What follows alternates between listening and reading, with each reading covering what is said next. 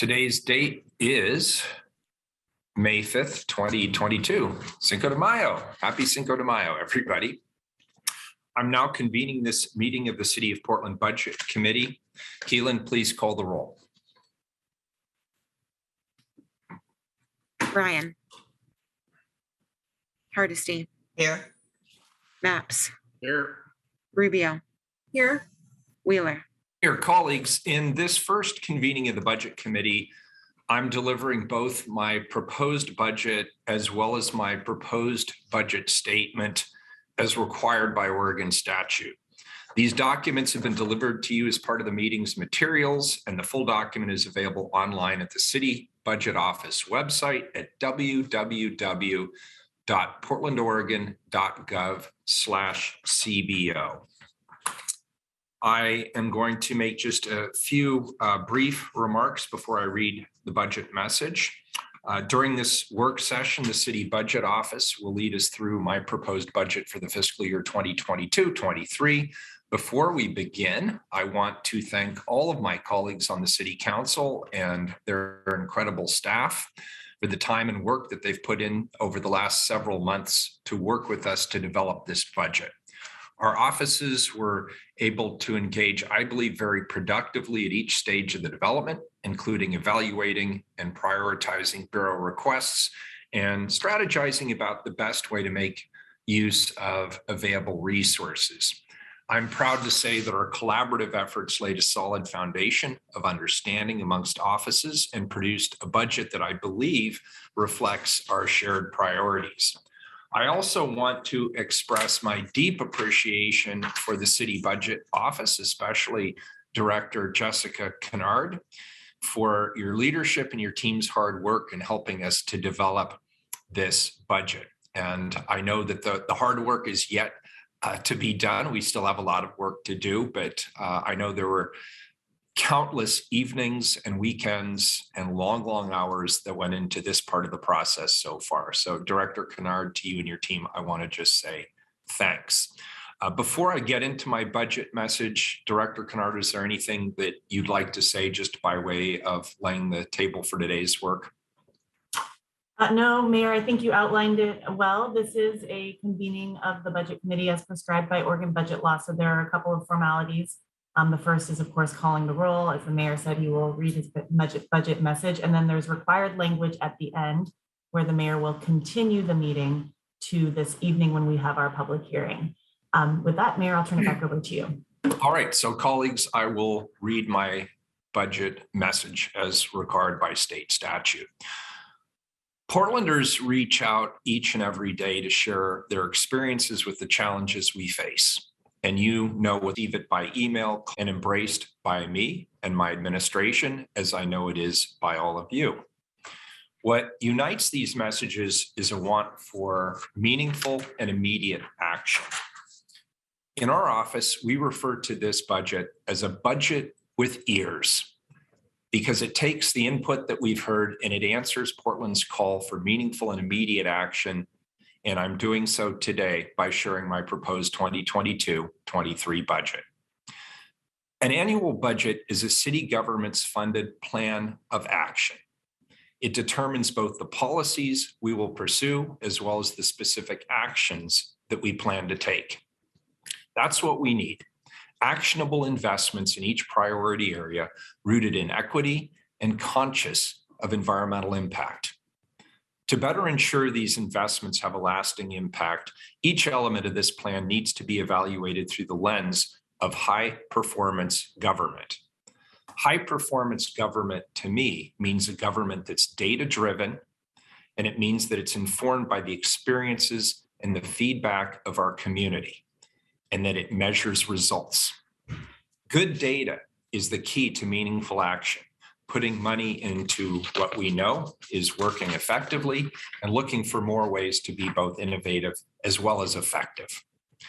Only then can we collectively preserve, support, and grow what people love about our city, while at the same time changing what isn't working for us. Our community isn't alone in the sense of urgency and the want for action. That was made evident in both the number of funding asks that came from city bureaus as well as the dollar amounts that bureaus requested. As we know, bureaus requested 2 to 4 times over the forecast available resources for every one of our revenue streams within our discretionary budget. As such, I allocated one-time and ongoing general fund, capital set-aside, and cannabis dollars, as well as the second tranche of the Federal American Rescue Act, ARPA dollars. I've worked alongside my team to meet with every bureau and council office many times over at this point to select packages that will improve service levels as well as deliver critical programming to the community. We were fortunate to receive an additional $34.8 million in one-time general fund resources via our April forecast, which was comprised primarily of business license tax revenues. That surplus allowed my team to reconsider some of the important projects that could not be included in the original proposed budget. Due to the late timing of this forecast, literally it was just a couple of days ago, those allocations are not included in the proposed budget documents as filed. Instead, what I plan to do is bring those allocations as an amendment to the approved budget on our May 11th session, and I'll mention some of the items today that will be in that package on May 11th. My entire mayor's budget message, which outlines several line item investments, can be found published in the fiscal year 22-23 proposed budget document that's available online on the City Budget Office's website. I want to now take the opportunity to walk through each of the council's shared priority areas and speak to the outcomes that these investments aim to achieve and how they connect to the three broad lenses that we applied to this proposed budget, namely equity, climate goals, and high performance government. First, with regard to homelessness, my proposed budget invests over $85 million, which is a record amount, into homeless services to get as many people off the streets as quickly and humanely as possible. It also includes strategies to preserve and grow our affordable housing stock across the city. It's a both and proposition. With regard to homelessness, we're maintaining our investments in the Joint Office of Homeless Services with over $47 million, which will fund a variety of programs, some of which include 10 shelter programs, including low barrier, congregate, village style, and severe weather, with a combined total of nearly 600 beds that serve thousands of people every year in our community. It places over 1,000 people into permanent housing and gets them out of shelters. It provides recovery-focused transitional housing to a projected 235 people. It funds support for 130 apartments at the Bud Clark Commons and a mobile permanent supportive housing team to provide wraparound services to over 90 households. It also supports operations of approximately 200 motel room shelters for people who are older and have underlying health conditions, including one culturally specific motel shelter program focused specifically on serving the African American community. Lastly, it funds programming to help get 185 people into supplemental security income, and it provides employment services for over 360 people. We've allocated $36.2 million for Streets to Stability, which includes funding for 6 safe rest villages and 2 other alternate shelter sites for a 2-year period. This investment includes capital site costs for the site development, the purchasing of approximately 300 sleeping units and pods, as well as operational funding for the wraparound services. We're estimating that we will have served between 1,050 and 1,575 participants by December of 2024 across the 6 Safe Rest Village sites. The fragmented nature of city bureaus has impeded our ability to get people off the streets and connected to services for years. That's no surprise to any of you. We opted to cut through the red tape and created the Street Services Coordination Center to streamline connecting local agencies and service providers with homeless Portlanders. The center was activated, as you know, last month, and it's already successfully placed 71 people into shelter and 4 people into treatment facilities. This budget puts $1 million into expanding these operations to connect more homeless Portlanders to shelter, services, and opportunities to move into housing faster. With regard to affordable housing, we also need to be proactively addressing homelessness by securing and expanding our affordable housing units. In addition to the Portland Housing Bureau's base budget, I've added $5.8 million in additional funding for land banking. This land will be used to develop affordable housing units for between 216 and 432 Portlanders, according to estimates from the Bureau. A separate Housing Bureau package in my budget puts $5.2 million to preserve approximately 100 affordable housing units that could not be easily replaced in our market, particularly given the cost of real estate. With regard to community safety, my proposed budget continues my commitment to refocus, reform, and restaff our community safety response by strengthening our diverse network of crisis prevention and intervention tools. Our 911 system has seen an increase in call numbers, receiving about 1 million calls in 2021, 45% of which were non-emergency. This budget refocuses our communication system by putting an additional $2.9 million into expanding the hours of our 311 non-emergency call center to provide 24/7 coverage for the first time. We anticipate this expansion will shift up to 180,000 calls, non-emergency calls, from the 911 dispatchers over to the 311 call line. In addition to the heightened coverage provided by 311, the Bureau of Emergency Communications will receive funding to expand staffing to reduce 911 wait times. As part of our reform efforts, we funded the citywide expansion of the Portland Street Response during the spring bump, as you'll recall, colleagues. This budget allocates $11.5 million to ensure that Portland Street Response is not only operational citywide, but it's also operational around the clock, 24/7. Hiring patrol officers has been challenging for police departments across the nation, but I remain committed to my restaffing plan of adding 300 personnel, which includes 100 armed public safety specialists, or so-called PS3s, public safety support specialists, to the Bureau over a 3-year period. I'm proposing $3.9 million for an additional 28 public safety support specialists, in addition to $700,000 in ongoing resources to convert 8 limited term PS3s into permanent positions.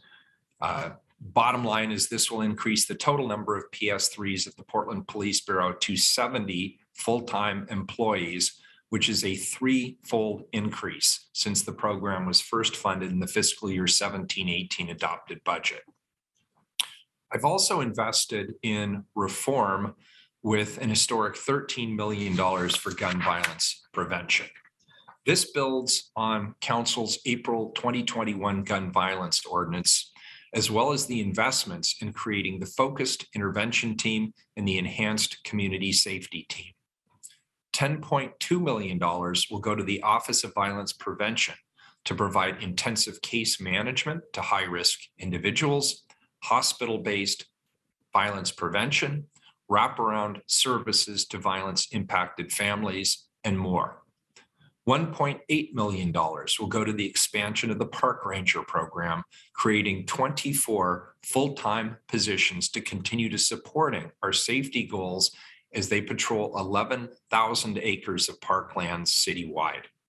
And $1 million will go towards summer ceasefire programs to be added to the $1.4 million I allocated towards these efforts during the spring bump. This will provide needed resources for summer engagements and intervention work, as well as an expansion of the Mount Scott Violence Reduction Pilot Project. $3.9 million will continue our investments in community-led policing and accountability. These funds will support the Portland Committee on Community Engaged Policing, the implementation of body-worn cameras, and staffing for the focused intervention team community oversight group. With regard to livability, my budget invests in stronger connections between city bureaus and community groups to provide coordinated trash cleanup and graffiti abatement in neighborhoods, as well as business districts all across the city. I'm directing $2.2 million towards the graffiti abatement program, which will be used to provide graffiti removal services to approximately 12,500 businesses all across the city. We've also re-upped our commitment with Solve to provide additional staff and do more cleanups in Portland. In the last year, Solve hosted 481 events where nearly 15,000 volunteers removed over 430 tons of trash. And through this direct budget transfer, Solve will be able to hire more employees to work on partnerships with the city of Portland and our bureaus to engage community to address the litter problem in our community. My budget also makes large capital investments in key park and transportation facilities to ensure that they can be enjoyed by Portlanders for generations to come. One of these investments, for example, is the Mount Scott Community Center, which we've identified as an important resiliency site for our community. It not only provides recreational programming for youth, but it also functions as a shelter for over 100 people during extreme weather events, whether that's cold weather events, whether it's smoke-related events, or other types of emergencies. This budget allocates capital set-aside dollars to repair the roof of the facility, continue the work for seismic retrofitting, and supports the expansion of space for ongoing recreational activity. With regard to economic recovery, addressing homelessness, increasing community safety, and improving livability help economic recovery, but that's not enough. We're also making direct investments in local businesses and neighborhood districts all across our city. This budget supports economic recovery and the promotion of small businesses with a heightened focus on minority-owned emerging businesses. More specifically, I've invested in cultural and affinity group organizations to provide assistance with marketing, capacity building, technical and professional services, activation and retenanting, as well as re-careering our workforce. We're continuing to fully fund the Portland Bureau of Transportation's Healthy Business Program with a little bit over $5 million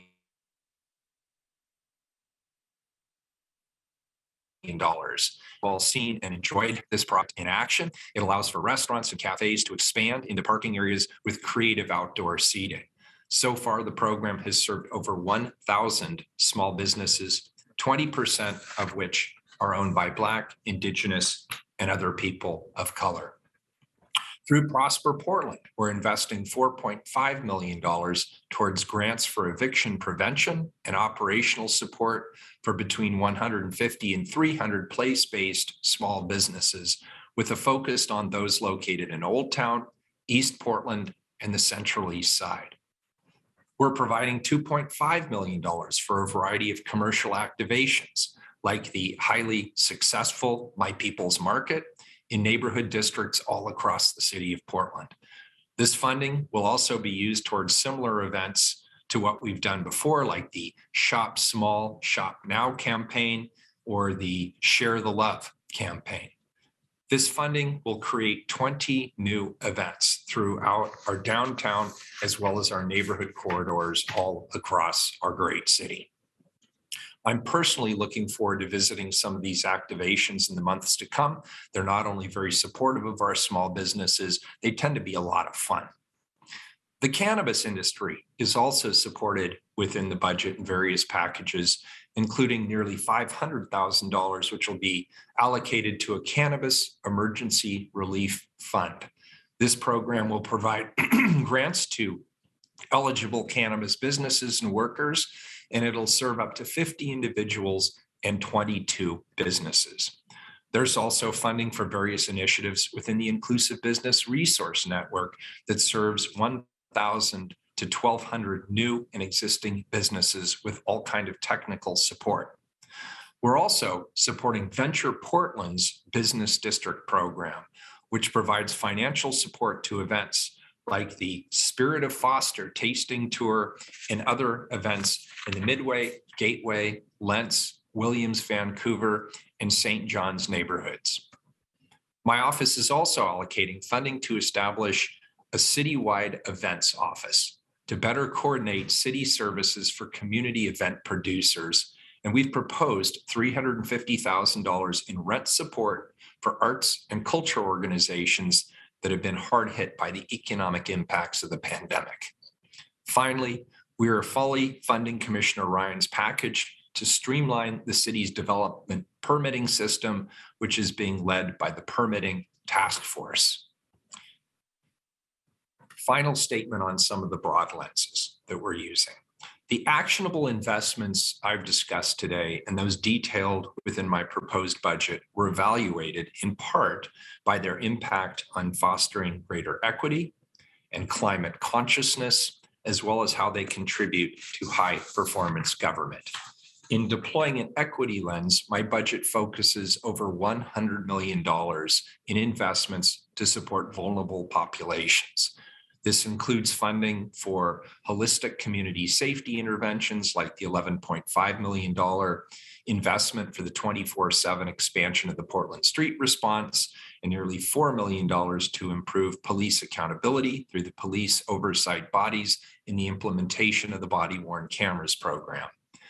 Many of my economic recovery investments are also focused on supporting small businesses, especially those that are minority owned. It lays the groundwork for meaningful climate action with over $4 million in funding. This is the city's most significant investment of resources in climate work since the climate emergency was declared at the beginning of the pandemic over 2 years ago. This includes fully funding the Bureau of Planning and Sustainability's request to lead climate resiliency and climate emergency work. It provides staff for the Clean Air Protection Program, as well as staff for the new Climate Sustainability Officer to establish metrics, policies, and practices to hold the city accountable to achieving our climate action goals. And finally, we cannot deliver on priorities if we are not a high-performance government. My proposed budget provides over $30 million investments to improve government services via new service delivery models like 311, improved processing and systems like permitting and zoning, more timely response to community inquiries, for example, funding public record request improvements, and prioritizing the sharing and use of data. In conclusion, each of the packages within the proposed budget aligns with the council's shared priority areas and advances at least one of the city's pursuits to be more equitable, mitigate climate change, and function as a high-performance government. Through our annual budget, our plan of action, we're quickly providing the resources needed to work swiftly, compassionately, and creatively to meet the urgent needs of the Portland community. Thank you again to all of my colleagues on the Portland City Council and your staffs for working collaboratively to create this proposed budget. Again, my full budget message, including highlighted and specific investments, is available in the complete mayor's fiscal year 2022-23 proposed budget, which is available on the City Budget Office website. And with that, I'd like to welcome Jessica Kennard, the Director of the City Budget Office, to walk us through my proposed budget. Welcome, Director Kennard. Thank you, Mayor. It's good to be here this morning on this first convening of the Budget Committee. Again, for the record, my name is Jessica Kennard. I'm the city's budget director. Aria, could you please pull up the PowerPoint presentation? Thank you. Great, and go ahead and go to the next slide, please.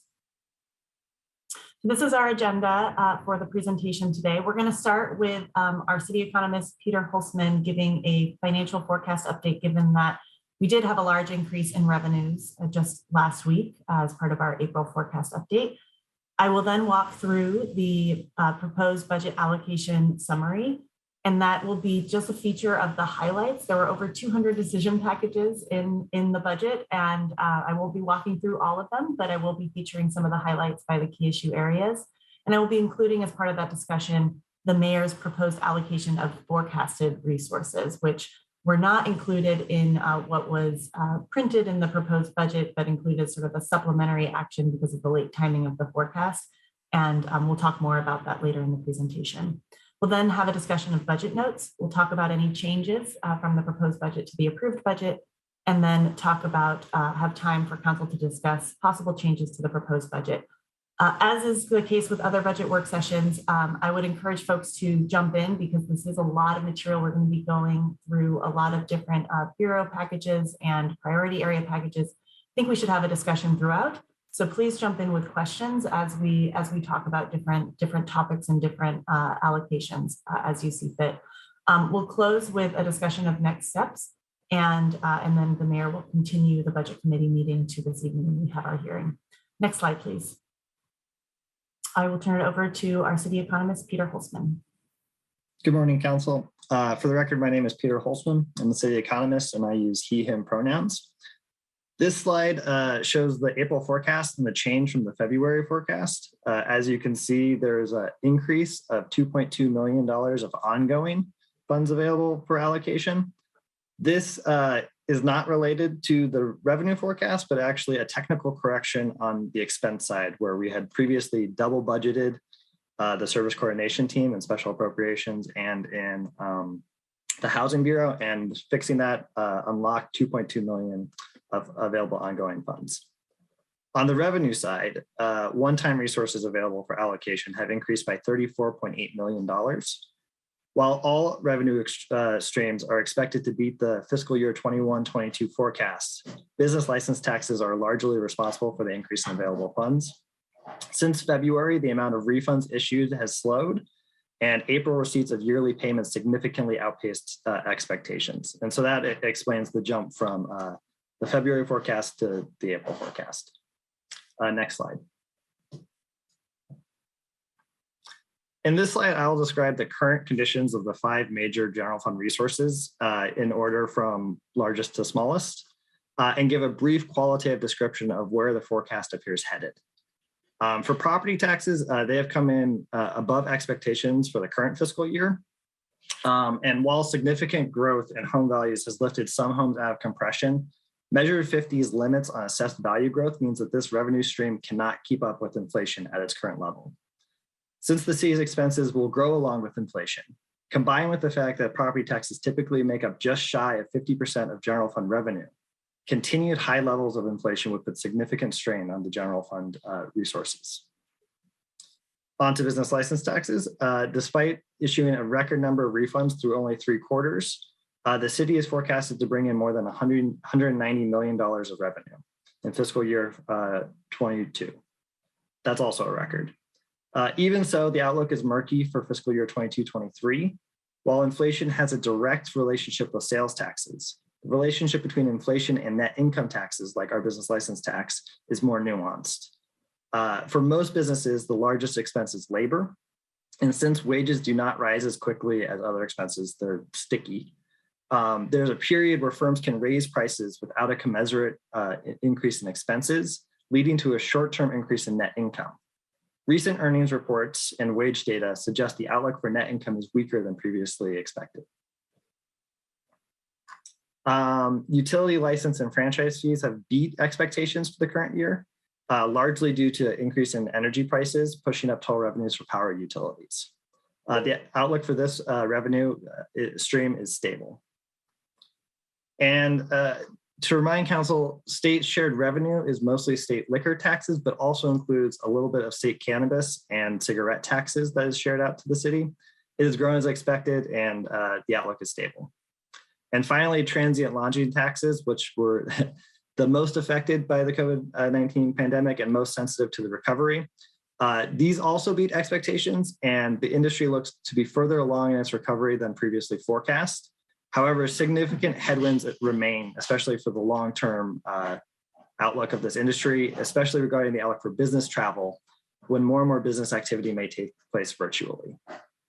And I can pause briefly for questions before turning it back over to Jessica.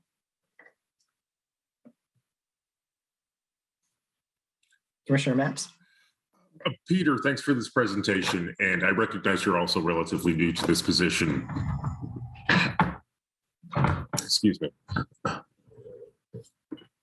But I was looking at I note that our revenue forecast is very different from what reality kind of turned out. Can you give us any perspective on that? And we'll get new revenue forecasts moving forward. I'm relatively new to this job, and one of the things I'm trying to gauge is when I see a revenue forecast, how seriously should I take it, or what's the confidence interval I should impose upon that? Because we see, I think this is maybe the second or third time in a row where I've seen the forecasts look very different from the reality that I inherit. Yeah, that's a great question. And it has a lot to do. So what I'm doing currently is I'm forecasting the current fiscal year revenue, and then also fiscal year 22-23. The difference when I'm saying that revenues have come in stronger than forecast, I'm talking about the previous economists' forecast. Yeah. And that took place in April 2021. And unfortunately, the big reason of why it seems like he missed by so much is because he didn't have the data. There was a delayed tax filing date, And so he was what he saw, he was basically forecasting blind. And given the economic situation, the assumption was that businesses would not increase but decrease their net income. And both the fall bump and this the amount of one-time resources available is largely due to that. Going forward, I do not expect, I'd be very surprised if we are seeing this type of one-time resource available, given that I should be seeing, there will be no more delayed tax filing dates. And so I should be getting the data in real time. Great. And one other question, as the commissioner on this council who serves as the liaison to the travel and hospitality industry, I'm interested in trends surrounding the transient lodging taxes. Can you give us a sense of how the travel and tourism industry is doing and what we expect moving forward? Yeah, it's doing well. It's doing better than forecast. My forecast was pretty conservative. Okay. And it still looks like we're not keeping pace with a number of other similar cities. And so, largely due to business travel. I think we're a little bit more dependent on business travel than some other similar sized cities, and that really has not come back. The forecast is very much dependent on that. So yes, we are again doing a little bit better than expected, but it's really about that long term where we end up more so than the next couple of years, because we knew there was going to be a quick recovery once things opened up a little bit better. And so it is, again, it's a murky picture. There's also some more. In Portland, we have a lot of hotels, and we built a lot of hotels. Mm-hmm. And we probably overbuilt hotels, and so that pushes the prices down. Mm-hmm. And so there's not 100% a direct relationship between the amount of tourists, because that happened right before the pandemic. It's hard to tease out the lack of revenue coming back and its exact cause. Mm-hmm.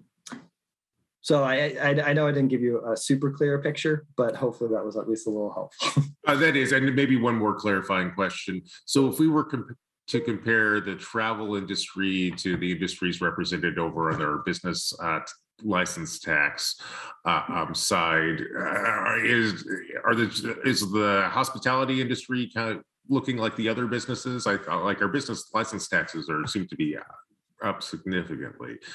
Is the travel industry participating in that same new prosperity? So no, they pay the business license tax. They are not the big payers. The big payers are largely finance, real estate, tech, kind of who you would expect. Yeah. In terms of the large corporations. And like nationally, they have not, the service industry, and two, travel in particular has just not recovered nearly as well. And actually many of those other industries never experienced a downturn. Thank you. That's really consistent with the experience I have on the ground with the travel and tourism industry. They're coming back, but they're still an industry very much struggling in our current economy. Thank you very much. Absolutely. Commissioner Hardesty? Thank you, Peter. It's good to hear from our city economist. I've missed you. What can you tell us about the trend in business income license taxes as an example? Because, like Commissioner Maps, is just about every year for the last couple of years, we've heard that we've got this extra money that just kind of drops in just at the time we're about to do the budget. But it sounds like there's a consistent trend, especially when it relates to the business income tax. And that may also be true for property taxes. Can you tell me what you've seen in your time here as far as, and I know we're still in COVID recovery, so nothing is in stone, but I'm curious what you're seeing from talking to other municipalities and at the state level. What do you anticipate us seeing over the next year or so? Absolutely. So Property taxes are pretty stable and kind of deterministic. So I expect those to grow. It's basically state law limits it, and we're well above in terms of property values. For business license taxes, this is a much more volatile and is most of the forecast error comes around business license tax.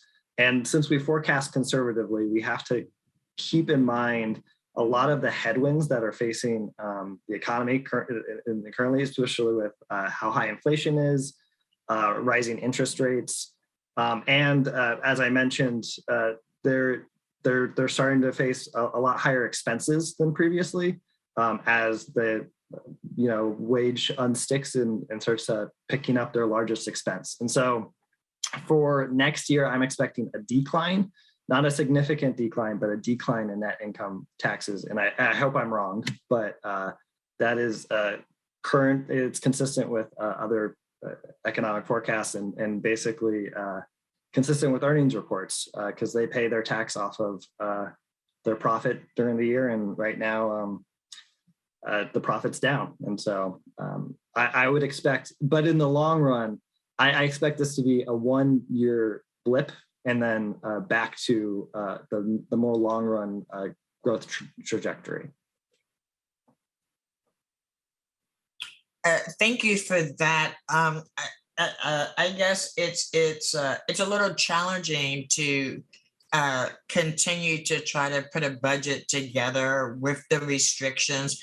So I just want, what would you say to people who just a couple of weeks ago, we were saying the sky's falling, the sky's falling, the sky's falling, and we only have 200,000 in one-time money. And then a couple of days later, we're like, oh, we like are rolling in resources once again. What would your response be to the average taxpayer who's just wondering if we just can't figure out how to count? Or if something else is going on? I would remind them that what everything is being compared to is budgeted resources and we are conservative forecasters. That does not mean that the city is rolling the money. I know there was a lot of challenging decisions made around budget cuts the previous years where we rebased our budget to a lower amount. And so during the fall bump when there was a talk of the $60 million surplus, that was actually a decrease in revenue from the previous year. It's just that the forecast was so much less than what actually came in. And so, yes, I would say that this coming year is looking to be, we're back on the road, we're recovered and we should continue to grow. That doesn't, but this is more of a result of conservative forecasting around the budget than it is the city rolling in money or some of the other stories you may hear.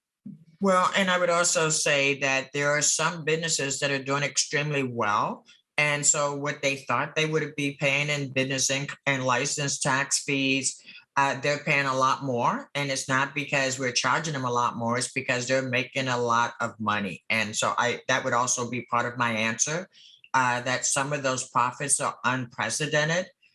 So I think it's important that we have that frame as well, where we have this conversation. So thank you so much. Again, Peter, it's a pleasure to have you here at council. We haven't had a chance to have you too often, so I'm very glad to see you're here today.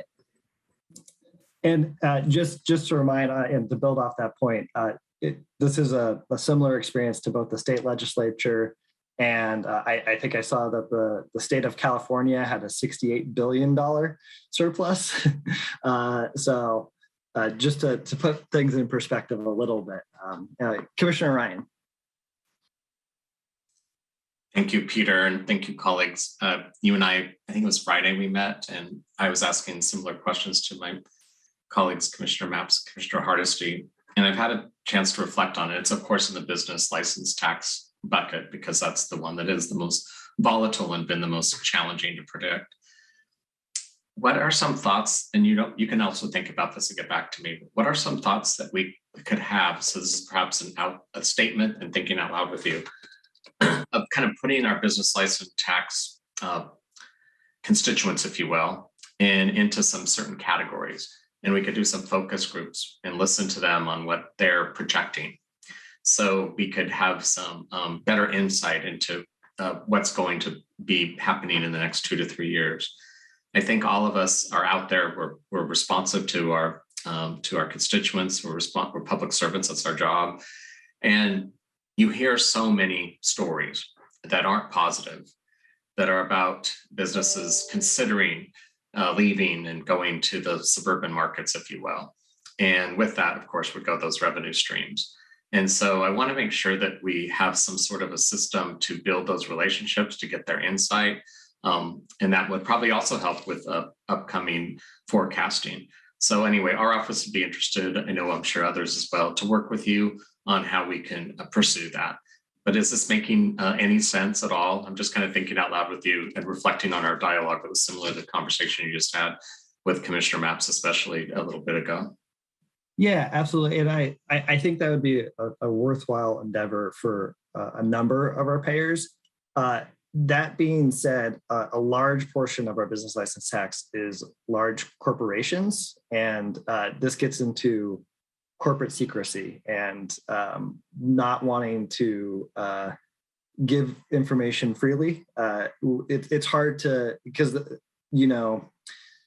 large financial firm is not going to want to give out its profits or anything along those lines, because that is indicative of its stock price, and it could you can get into trouble with that with the larger corporations. With the smaller firms, the more Portland-based ones, absolutely. I think I'm always curious to see how this tax affects them and how.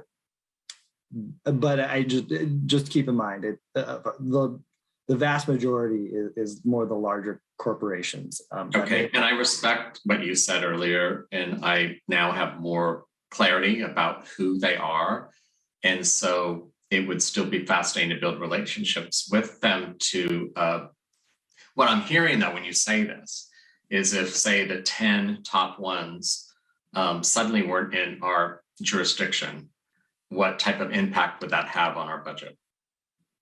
A massive one, though. The large firms, I don't think it's the type, because it's activity and not like where their location is, and so it would be all the people buying from those large companies would have, or banking with those large companies would have to stop for them to not pay the tax based on that. Let's say it's all based on activity. It's an activity tax, not where they're located. So them moving would have, if they were headquartered in Portland, that would have an effect, but it would not be not in the same way as the activity. Yeah, I knew that, and then I suddenly thought I didn't know that. So that's why we have these conversations. That's really important to noodle with. So anyway, thank you, and I'm not surprised when it comes to our revenue streams that all of us continue to scratch our head around the business license taxes. And I know that's what you've been doing for the last 6 months. So anyway, thanks for your candor. I appreciate it. Thank you, Commissioner Ryan.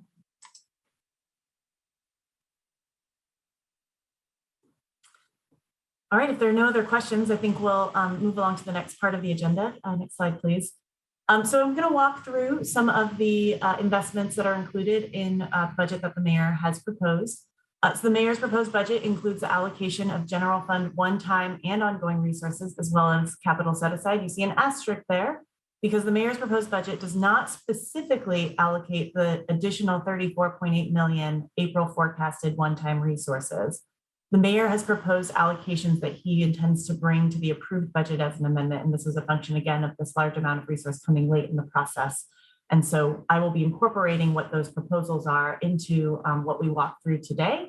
But that's just for context. When you look in the mayor's proposed budget and you look in the bureau by bureau fact sheets, you won't see some of those things because those are coming as part of the approved amendment process. The mayor's proposed budget also includes the allocation of federal ARPA resources, recreational cannabis tax resources, interagency resources, and then some bureau resources as well. For example, the Parks Operating Levy. There's a number of Parks Bureau decision packages that are funded with increased levy resources. Next slide, please. So here's a couple of screenshots of some of the key investments related to the shared priority area of housing and houselessness. What you'll see here, and this is a report that has been shared with the council, you'll see that there's funding for the Joint Office of Homeless Services. The first two line items are related to the continuation of funding, funding that has been supported for a number of years over at the Joint Office to continue sort of their ongoing services. And then the second line, that 925,000, is for funding to continue services that were started in the fall bump. There is some funding, $387,000 of general fund to enhance the pool of resources available for land banking. And then you see again, there's that $5.45 million of ARPA for land banking. And then some funding for anti-displacement work along 82nd Avenue. And preservation of currently affordable housing, which the mayor spoke to in his opening remarks. There is also the ARPA funding for the Streets to Stability, which the mayor referenced in his opening remarks, as well as the motel shelter strategy, 8.3 million. This isn't all of, these are not all of the investments related to housing and houselessness, but these are the key items. Next slide, please. And then this is the additional funding related to housing and houselessness that the mayor is proposing to bring as part of his forecast package. And that includes roughly $575,000 to convert surplus city property to affordable housing. Any questions or discussion on these items, on housing and houselessness before I go to the next priority area? Jessica, I'm not sure if this is a fair question to throw at you. Can I get a intuitive sense of what the anti-displacement money on 82nd is going towards? How does that work? So there were 3 bureaus that requested resources related to mitigate displacement, given the forthcoming development activity that's anticipated with us taking over 82nd Avenue. Bureau of Transportation, Housing Bureau, and Prosper Portland. And so what the mayor's proposed budget does is actually allocates $2.5 million in the Housing Bureau, but that's actually intended for those 3 bureaus to come together and determine what the best, what the most impactful investments might be at this particular juncture. There is also, as you'll see later on in this presentation, investments that the mayor's included in his forecast list for sort of an East Portland investment strategy overall, acknowledging that we're likely to need a lot more resources to counter displacement generally in East Portland. So that 2.5 million is seen as sort of a start. The specific interventions have not yet been determined what that $2.5 million will go towards, but it's seen as a start to sort of counter displacement along that corridor. Cool, great, thank you for that clarification. And I'll just direct this comment to my colleagues. I sure hope that at some point in the near future, we have a conversation around what our anti-displacement plans and strategies are. I can tell there's some work that's happening. I feel like I'm kind of behind the curve in terms of what the current thinking on that is. So I look forward to exploring that policy space as we move forward into the future. That's good. Commissioner Hardesty. Thank you. I just wanted to affirm for Commissioner Mapps that yes, there's a lot of work that's gone into actually thinking about how we actually do it differently this time, and actually have an anti-displacement program that actually doesn't displace residents and businesses after the construction is done. So this will be different than how we've done it in the past. We've been thinking very deeply about what that looks like and how to center community voices first rather than last. Thank you, Commissioner. Any other questions on this topic area? All right, next slide, please. So the next shared priority area that we'll talk about is community safety. There are a number of investments in a number of bureaus that are involved in this investment area. So I'm going to highlight some of the featured investments by bureau over the next few slides. So this is for investments for fire and rescue, Portland Fire and Rescue. You'll see the full funding for Portland Street Response expansion and 24/7 operations. There are a handful of different packages, but they total to that $11.5 million value that the mayor spoke about in his opening remarks. So and that's a combination of ARPA resources, policy set aside funding that had already been earmarked for this in the general fund, and as well as some cannabis tax resources. Also what you see here is funding for the EAP coordinator. This is a coordinator that focuses on wellness activities for our firefighters, as well as funding for the professional standards, which is funding to support and develop compliance with professional standards of the Fire Bureau. And of course, the wildland fire coordinator, the funding, there's ongoing funding for a coordinator position to counter wildland fire threat. Yes, Commissioner Mapps. I'm just curious about the EAP coordinator. How did it get so much cheaper? It's 1 FTE and requested it's 270, and the mayor's proposed it's still 1 coordinator and it's 135. So this is funding for 1 year. What was requested was funding for 2 years. Okay. So that is half of what was requested. Got it. Thank you. Yes.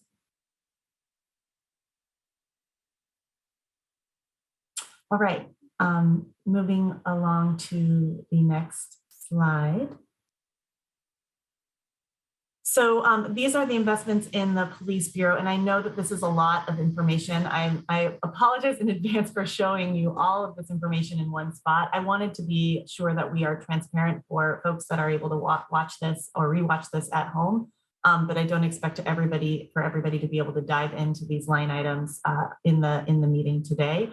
But I wanted to be sure to highlight some of the featured investments. You'll see here in a number of these packages, the ones that have FTE associated with them are by and large realignment packages. So one of the large things that's happening within the Police Bureau in the mayor's proposed budget is they are taking funding from sworn officer positions, vacant sworn officer positions, and realigning that funding internally to add positions. I believe it's 32 positions. I might have to double check that number, but to add predominantly civilian positions. And so you'll see that the ADA coordinator, the background investigators, body worn camera support, all of those positions are funded via realignment.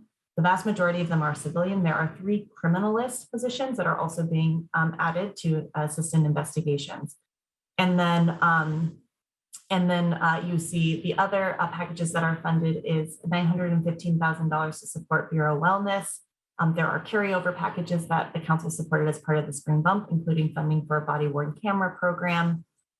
There is the contingency, what we're referred to as a contingency roll forward. This is funding that council approved actually last year to overstaff, essentially to allow the Bureau to temporarily overhire on a one-time basis so that when officers retire, you have folks that are actually trained up and ready to slide into those authorized positions. And then let's see, and then you also see funding here for the Multnomah County's costs that may be incurred or need for additional capacity in relation to the body worn camera program. So funding for both the district attorney and the public defender to support their efforts to meet body worn camera needs. There is also a new allocation for victim advocates, 3 new positions to support the victim advocate program in the PPP. Next slide, please. There are a number of investments also in the Bureau of Emergency Management. The first item is a position to support the coalition of organizations active in disasters. There are carryover packages, funding to support the crisis information management software system, funding to support the disability equity program, the shelter coordinator, and the mitigation program, which is a grant-seeking position to help bring in more resources to address our need for mitigation plans and programming. Next slide, please. Yes, Commissioner Hardesty. I'm sorry, I know I'm moving quickly. No, that's okay. And so the fact that we're eliminating sworn positions, what does that mean? That we're eliminating 32 sworn, replacing them with civilians. Does that mean we no longer need those 32 positions? So, and you'll see this in the budget notes section as well. What's happening in the Police Bureau's budget is actually the movement of the funding, but the position authority is not being abolished currently. And that is because there is a budget note that asks the police bureau to come back and request funding, ongoing funding back to restore funding for those positions when they reach a certain level of hiring. And so that budget note indicates that the mayor and if council approves it, that council is interested in restoring funding for those positions and not eliminating the position authority. And so have we had conversations about whether these are the right 32 positions, civilian positions to be actually funding, or is this just an internal police bureau plan that they've moved forward? This was the proposal that was put forward by the police bureau. So these are the highest priority needs that the bureau internally deemed was a high enough priority that they would sacrifice funding for sworn positions in order to fund these new positions. So it was a proposal. Well, I don't know if they were sacrificing or they just couldn't hire fast enough for the positions that they have open. And so how many positions will they still have open under the mayor's proposed budget? They had 100. So if we're taking 32, so that means that those remaining positions are still vacant in the carryover budget. Is that accurate? That's right. Yes. Okay.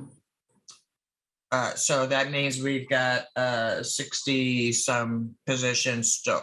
I guess I just wonder whether or not where we're gonna. I guess we're gonna have this conversation on the budget about whether these are actually the right positions at the right time that are going to move us towards the community safety vision that we're all moving towards. So thank you for those answers. I didn't expect. And is there a way to find out how many permanent positions in the entire budget? Because I remember our earlier budget conversation that we are making 1-year allotments, but we're also creating significant permanent positions in this budget, which means that the returning general fund that we're anticipating in the 24-25 budget cycle may be impacted by all the new positions that are being proposed in this budget. Is there a way to just have a total? And I'm not just talking about the place, but I'm just talking in general, because I think that will be a reality check for this council about just how many permanent positions are being proposed as we move forward. And yes, Commissioner, that's a great question. We have in the mayor's proposed budget a total authorized position table, shows that there's 7,150 authorized FTE. That is an increase from the prior year by about a little over 200, it looks like. That is a number that does blend, I believe, limited term and permanent. So we do have that information, though. I know that we have that in our in our materials and some of our materials, and so I can get that for you. Yes, Commissioner Matt. Oh, I'm sorry. Yes, Commissioner Matz. Can we go back to the previous slide? I had a question about the disability. Where did you go? The disability equity program, third from the bottom. Is that it? Yeah. How does that work? How do we go from 1 FTE to? So these dollars are going down. Yeah. Can you just give me an intuitive sense of what's happening in that program in this line item? Sure. So, so this is within the Bureau of Emergency Management. This is actually to it started as a request for a position. It is actually has evolved to be funding for consultant services in support of disability equity planning, specifically with regards to emergency response. So there was an audit that found that the city was not doing the best in terms of responding to needs of the disability community in our emergency response. And so this is meant to address that. And improve the Bureau's ability to serve people with disabilities when we have an emergency response situation. Okay, so I think I remember that policy discussion, and the critique was we weren't doing enough to plan for disability community. So we were going to hire, the proposal was to hire someone, and now instead of hiring someone, we're just going to kind of contract that out or maybe study the problem. Have consulting services to help us. Okay, thanks.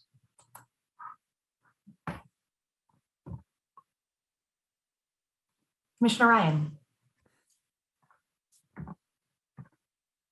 You're on mute, Dan. I just did that. Sorry. The shelter coordinator position, before we leave, could you give me more explanation? I thought I heard there was a request for 2 and we received 1, but now I see 1 and 0. And is this a shelter coordinator for severe weather? Explain the shelter coordinator position a bit better. So it's allowing the city to have more uniform and consistent preparations during emergency declarations and when the city facilities and when we need to utilize city facilities and staff in the event of emergency declaration or severe weather. So it's furthering that coordination effort. It did start as, again, this is similar to the disability equity program, did start as a request for a position, but upon further review with the new director of the Bureau of Emergency Management, the request evolved and they decided they can more effectively and quickly respond to this need if it's consultant services. Okay, so they're all over the fact that this need exists, and it's obviously been escalating, it appears, with severe weather. And as someone that always tends to volunteer in those shelters, I'm happy to hear that the work and the request in terms of what management deems as a way to respond to this is being mitigated, and bravo for them to find perhaps an efficient way to get the results that we need. I just know sometimes when we work with the county, I feel like we're at a deficit, and I really want that partnership to strengthen. And it sounds like that we're still on that trajectory. Is that correct? Yes, I believe so. Okay, thanks. Next slide, please. So there are a number of other investments that relate to community safety throughout the budget. This is highlighting some of the investments in the community safety division. So there were some carryovers that council approved as part of the spring bump. There's also funding for the Street Services Coordination Center, which the mayor referred to in his opening remarks.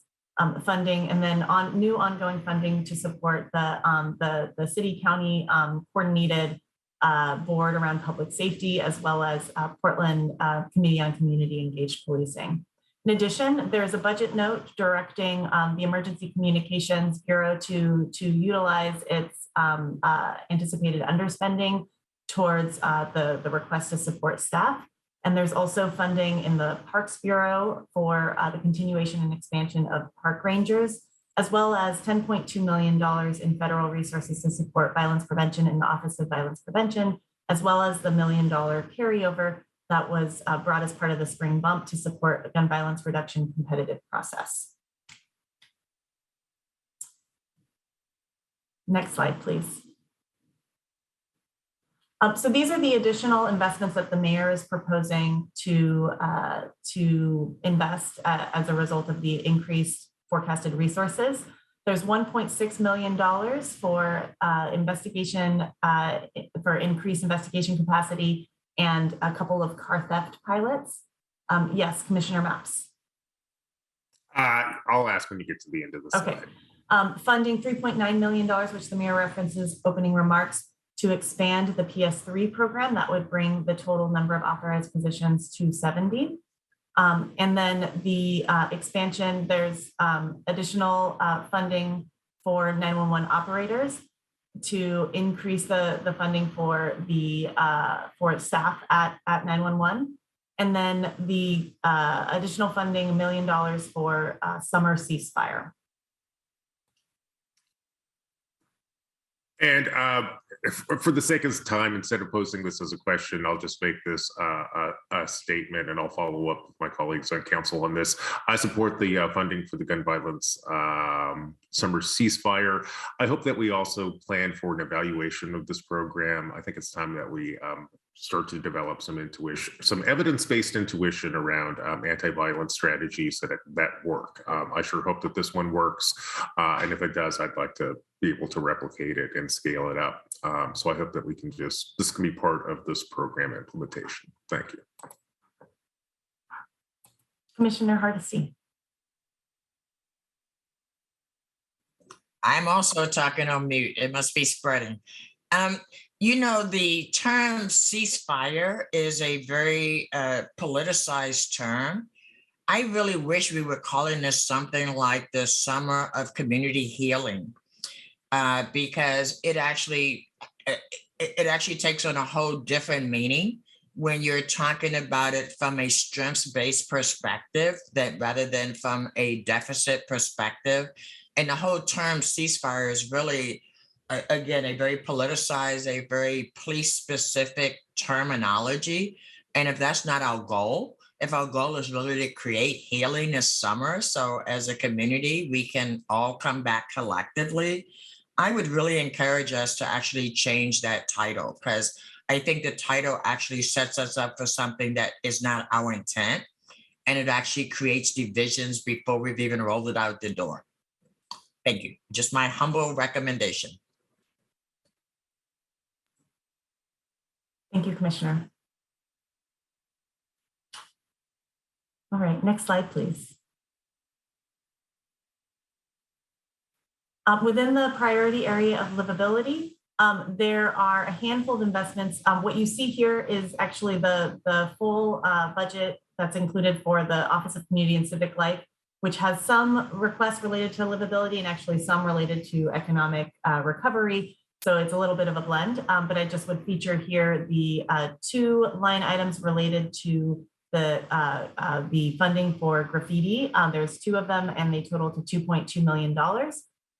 There's also funding for the Neighborhood Small Grants Program, which I know was of interest at the last work session that we had.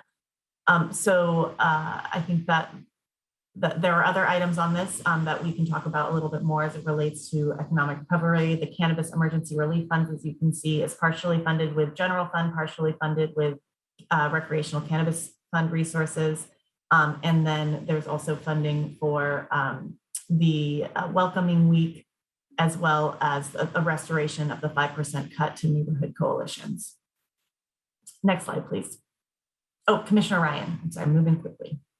Yeah, thanks. On the graffiti one-time carryover, this is just a note to who do I talk to? Who's leading that effort? Sam Adams. Okay, so I just want to make sure that I don't know the plan, but I think there's a lot of opportunity for innovation there. And I just don't know if we're doing that, because there's beautiful graffiti and many cities are incorporating artists to be part of the solution. And maybe that's part of this plan. I just don't know it. But I think what I've heard in the past, how we go at this, it doesn't seem like it'll ever empower real change. And I just want to make sure we have some creativity and innovation in that. And I just don't know what I don't know. So I look forward to a conversation with your office, Mayor. Mayor? Yeah, I was going to say Sam's on the line if you wanted a direct response to that. Otherwise, the answer is yes, we're willing to be very creative with this program. Yeah, just of late, I've met a few people that really want to be helpful, and they're artists themselves and do beautiful graffiti in special places. And it seems like when I've read articles about cities that are often not in the United States that incorporate them into the solution, it seems to get the results that we'd all want, as opposed to only focusing on getting rid of the graffiti, which I think everyone would agree it's just too much, and it's not good. And so, but I just wanted to, Sam, if you want to just join us on the call right now, the Zoom room, and say a little bit more, that'd be great. But I know that this is on the top of mind for a lot of Portlanders. So. Yeah, but before I turn it over to Sam, I'll just say we're certainly open to ideas. Great. Or innovative approaches. Okay, that's all I think I need to hear. I just want to get my voice inserted there, just based on a few conversations I've had of late that I thought would be really smart for the city to consider. So good, thank you, appreciate it. You're welcome.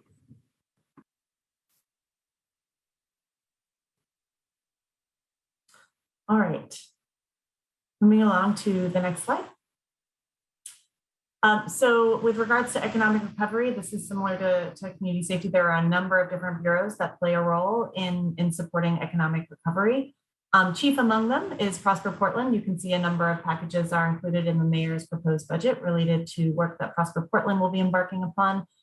There's ARPA funding, federal ARPA funding for commercial activations and retenanting, for small business stabilization grants, and for Venture Portland's business district support, as well as workforce programming.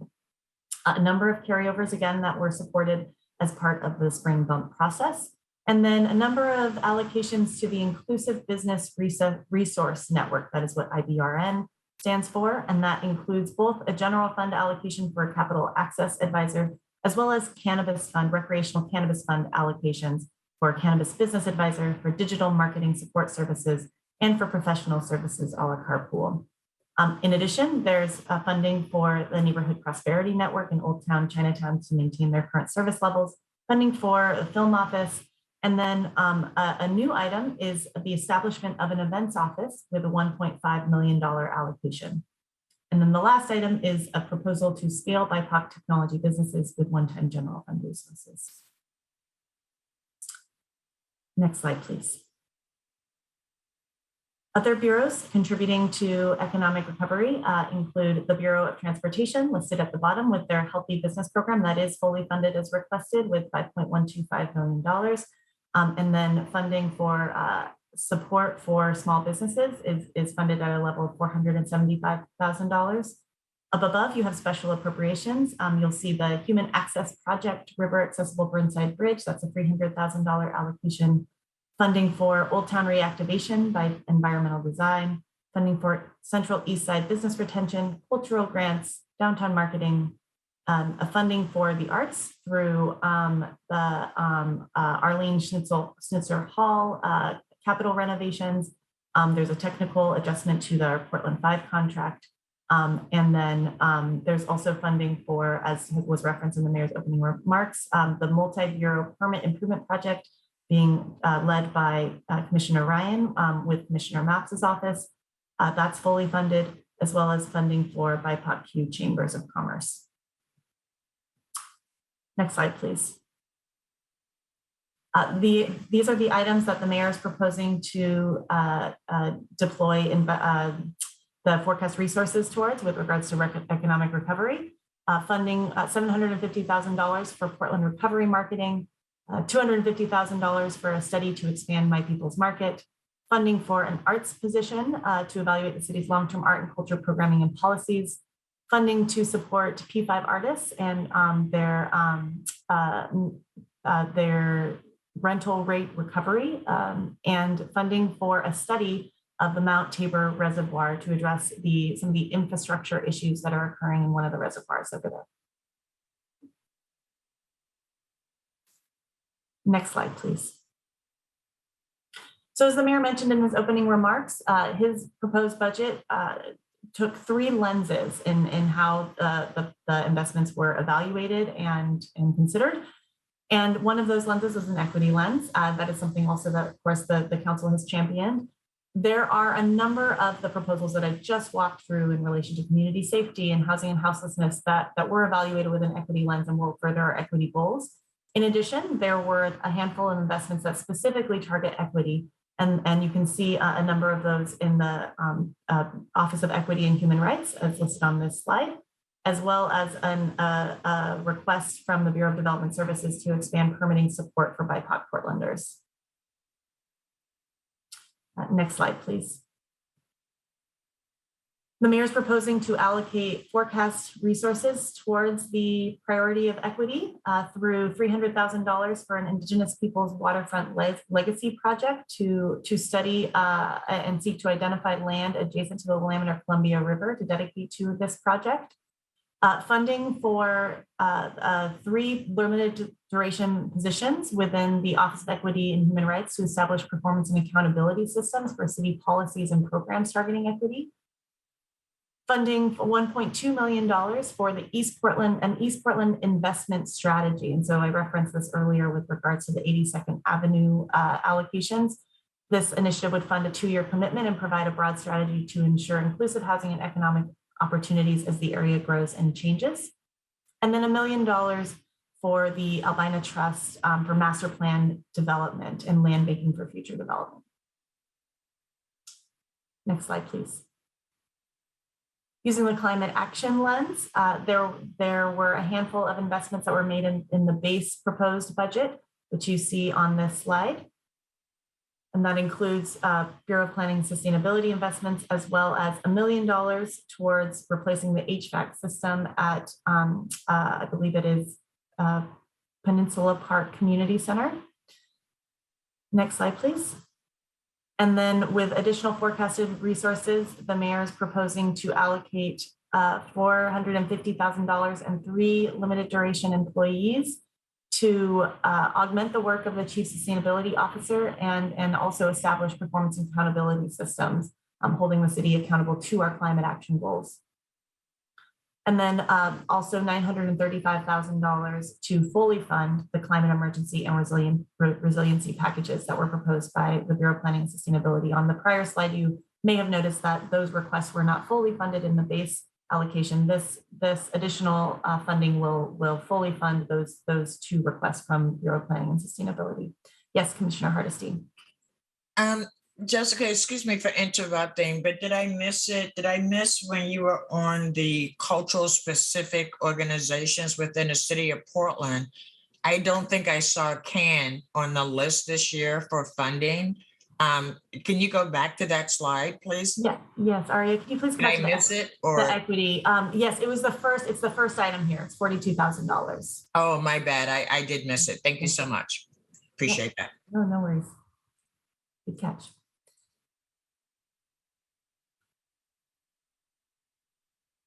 All right, next slide, please. And then the third lens that the mayor used in evaluating his budget was a high-performing government lens. And so there are a handful of investments scattered across the city furthering this work. As the mayor mentioned, there was over $30 million of investments that aim to sort of improve and streamline city services. A lot of them are in the Office of Management and Finance. There is also targeted investments through smart cities and technology services to improve our data systems and our data governance strategies. The mayor's proposed budget does support the budget office's request for funding to launch an innovation team focused on data-informed process improvement and enhancing citywide performance management. There are, as I mentioned, a number of investments in the Office of Management and Finance, including investments in recruitment and procurement, trying to address some of those challenging processes and systems. And then funding to support our zoning code work and our permitting improvement task force, which the mayor also mentioned. Next slide, please. With the additional forecasted resources, the mayor proposes to allocate $1.2 million to launch a community safety dashboarding pilot. And there's additional information on the slide and in the mayor's proposed budget about what that would do, but it would be sort of a publicly available dashboard that could track our progress towards a number of key indicators related to public safety, and it would lay the foundation for that type of dashboarding work in other areas as well.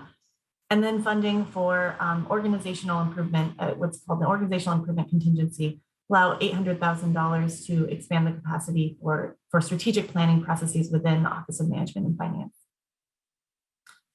Next slide, please. So finally, I'll spend a moment talking about capital set aside.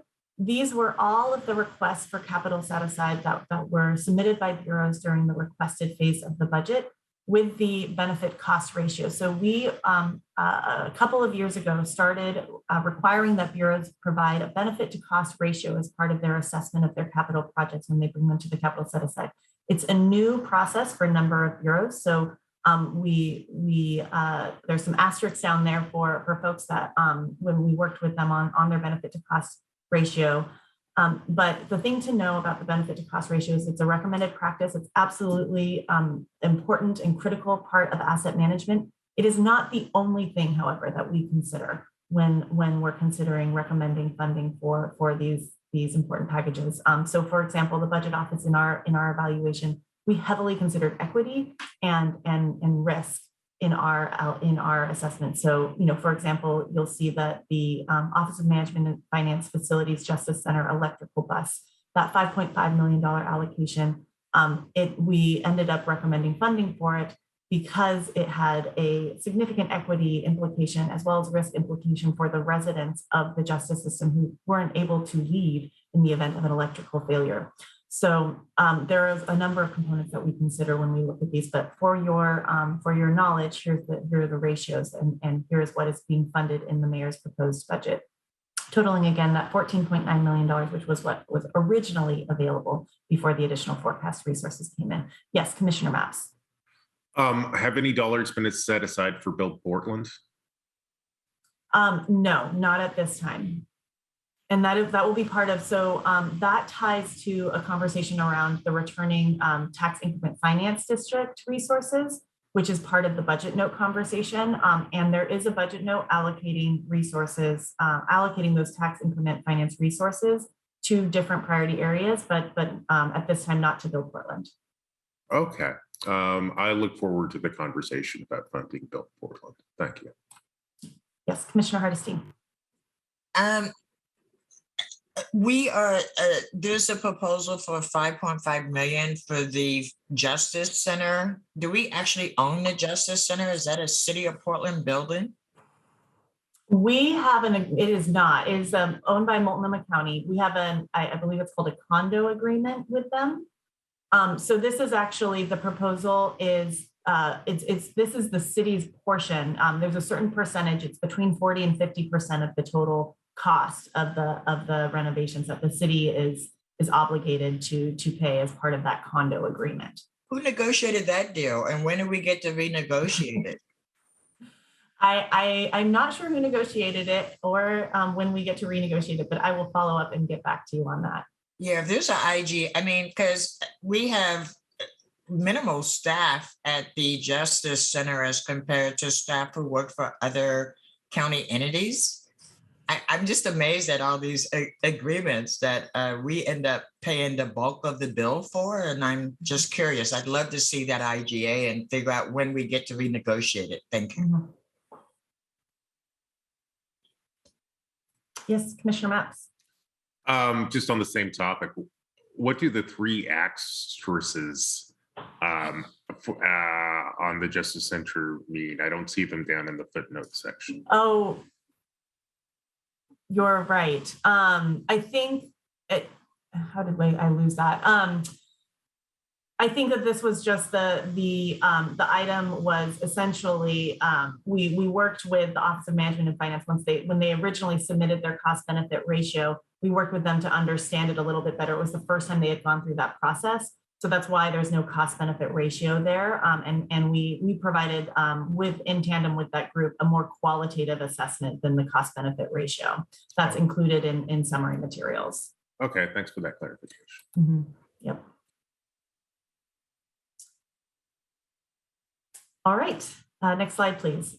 And then so with forecasted available resources, the mayor is proposing to allocate funding to Mount Scott Community Center roof replacement in O'Brien Square. This has an asterisk because it was not requested for capital set aside. It was requested for federal ARPA resources. So it has not been evaluated for eligibility for capital set aside. However, it's very likely it's eligible. We funded roof replacements at community centers in the past with capital set aside. The second item is the Broadway corridor demolition. This is it says 2.5 million. I think it might be 3.5 million. I think that might be a typo. I will ask my staff to confirm for me while I'm talking. There is funding for demolition of the current Broadway corridor for site prep for an affordable housing project. And this has a couple asterisks. It is an infrastructure project. It is going towards affordable housing. However, under the terms of capital set aside, it is not an eligible use of capital set aside because specifically capital set aside has to be used for projects related to emergency preparedness, parks, or transportation. But the council may certainly fund this as part of their infrastructure packages and proposals. It would just require a waiver of financial policy. And then the last item is Southeast Division paving, and this was requested through the capital set aside process. This would fund $4.7 million to repave Southeast Division while TriMet does their roadway work there.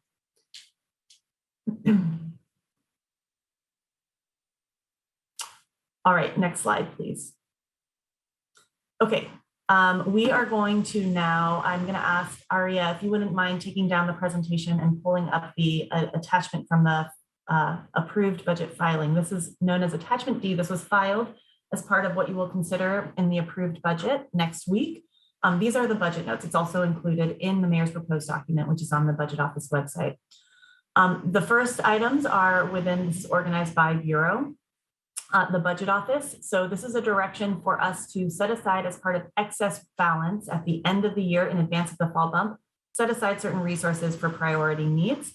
The first is to set aside resource up to $500,000 for council transition costs. This is costs that the city incurs when a councilor transitions and turns over. Funding to, we are directed to set aside funding up to $1 million for emergency, a new emergency response fund. So this is money that could be deployed in the event of immediate need for sheltering, for costs for sheltering, in other events. We oftentimes, what we do is we require that bureaus front the money and then we get reimbursed by FEMA. So this would provide a central place where we wouldn't have to worry necessarily upfront about restrictions on certain resources. We would have funding available to deploy immediately in the event of emergency, and oftentimes would get reimbursed by FEMA for those expenses at a later time.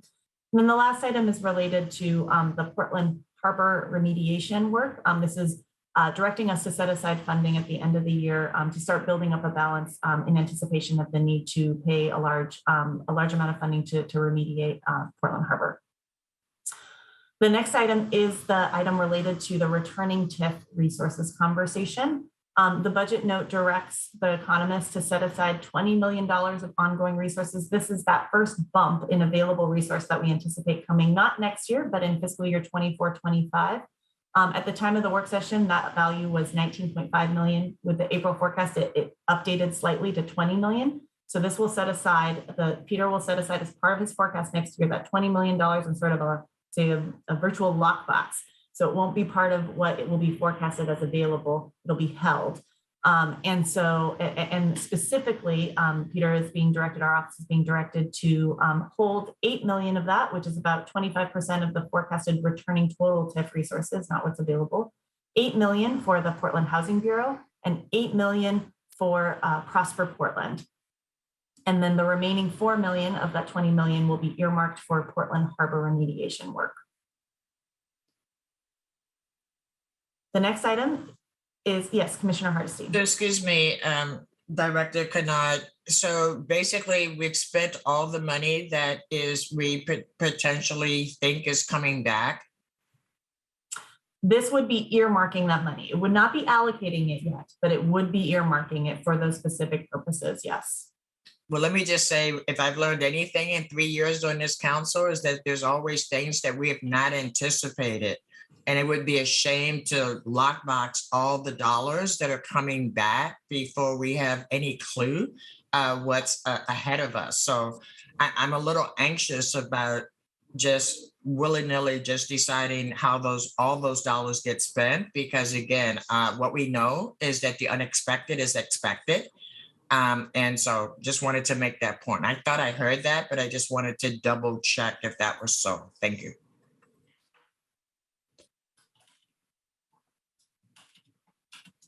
Pick me. Yes, Mayor, sorry. Good, yeah. Thank you, Commissioner Hardesty, for the question. So just to be clear what this is, we as a council have not yet decided a strategy for both the future of the Housing Bureau as well as Prosper Portland. What these funds allow us to do is keep both of those bureaus operating and keep our employees and extend the timeline a little bit so that we can have a thoughtful discussion about what our collective strategy is going forward. I know Bobby's on this call, and Bobby, you probably have a couple of other thoughts as well. Thank you, Mayor. And this is an item that has been discussed many times by the council. This allows us to set aside the funds so we can have that broader discussions about the future of both bureaus.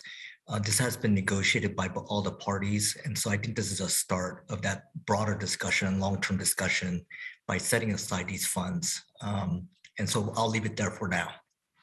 Thank you for that, Bobby. Let me just say that I hope that before we have the conversation that we actually will entertain independent audits on both Prosper Portland and the Housing Bureau before we make any permanent decisions about how we move forward. I think it's always important. I mean, we've had all these TIFs are coming to an end, and we made significant community promises at the beginning of each of those projects. And I just want to make sure that we have an independent audit that tells us whether or not we kept those commitments, and so that informs how we move forward. I would hate to move forward just based on maintaining employees without a bigger picture about how, in fact, the city will come back from all the devastation that we've experienced. So I appreciate that, Bobby. And I guess it's fine as a budget note, but I am concerned that we need real information that is independent before the council can have a real conversation about what we do in the future with those two bureaus. Thank you.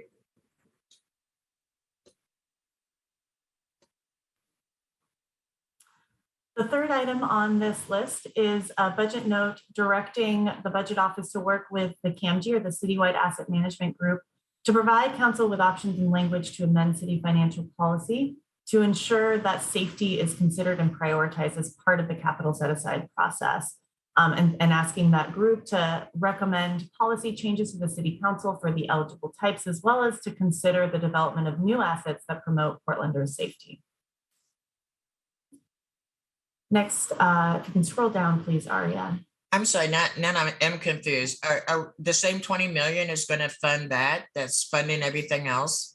No, I'm sorry, Commissioner. This is a distinct budget note. This is related to it's related to the capital set aside. It's asking the budget office to look at our capital set aside policy and bring forward recommendations in tandem with the CAMG around updating some of that language. All right, thank you. Okay.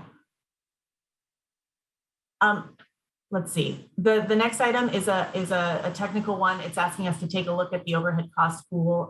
We have a number of bureaus across the city paying to overhead based upon certain functions at the city. That those functions have remained relatively static for a number of years, and the programs have changed. And so we want to take a holistic look at what we're requiring all bureaus to fund as part of the overhead process. The next item is a budget note that affirms the commitment of the council to the parks operating levy going towards additive services, but also asks the budget office and the controller to take a look at the accounting practices and make sure that the way in which we are moving forward with deploying those resources and counting for those resources is in alignment with the Government Accounting Standards Board rules and is consistent with how we treat general fund discretionary resources across the city. Yes, Commissioner Rubio. Hi, thanks. And I'm sure you're not surprised I'm weighing in here. And I know, we had talked about this in the spring budget process, and this is truly just an area where we have different perspectives on it. But I want to acknowledge that you stated that you're committed to working with us between August or now and August. Just wanted to state for the record, we're still pretty, we want to make sure that we're meeting voter intent, the levy is additive as intended, but we definitely look forward to the discussion with you and the colleagues on this. So thank you for that language. Yes, Commissioner Matz. And thank you, Commissioner Rubio, for weighing in there. I think it kind of helps with my question. Director Kennard, I remember this conversation.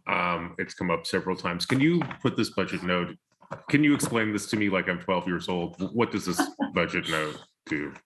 So it essentially just asks that I work with the city controller, and I will be working with the Parks Bureau as well, to better understand the way in which they are accounting for their levy resources and the interaction between that resource and the general fund discretionary. There are certain rules that guide the way in which we are supposed to spend our general fund discretionary resource outlined by Government Accounting Standards Board. and by practice. And so this is just giving us time essentially to get together with the Bureau, make sure that we are in accordance with those rules and those policies, while also acknowledging that the City Council is committed to the levy being protected and additive. Okay, I'm glad those conversations are happening.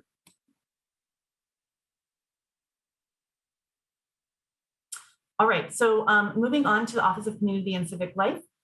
There is a budget note to ask the Office of Community and Civic Life and Prosper Portland to work together to develop a coordinated work plan, including support for cannabis business programming and projects to ensure that our overall effort is coordinated and effective while maximizing the value for the cannabis industry, in particular minority-led businesses. So it's just acknowledging that those two bureaus play a heavy role in allocating these resources and working with these businesses and making sure that we're coordinated there.